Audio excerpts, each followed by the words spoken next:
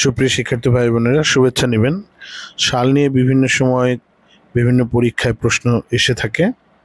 যারা সাল মনে রাখতে পারেন না তাদের জন্য তিনটি পরামর্শ। এক হচ্ছে সালগুলো লিখবেন, আর হচ্ছে সালগুলো বারবার পড়বেন, আর তৃতীয় পরামর্শ হচ্ছে সালগুলো আপনার চোখের সামনে পড়ে এমন কোনো জায়গায় লিখে ঝুলিয়ে রাখবেন, যেমন পড়ার টেবিল বা বিভিন্ন জায়গায়।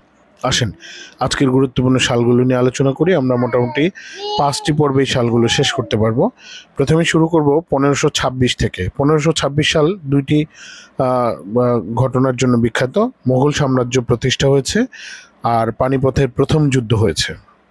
আপনারা জানেন মোগল সাম্রাজ্য প্রতিষ্ঠা করেছেন জহিরুদ্দিন মোহাম্মদ বাবর। 1556 পানিপথের দ্বিতীয় যুদ্ধ হলো।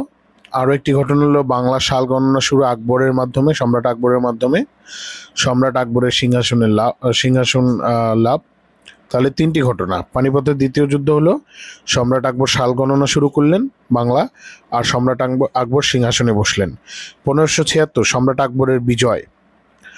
1761 পানিপথের তৃতীয় যুদ্ধ।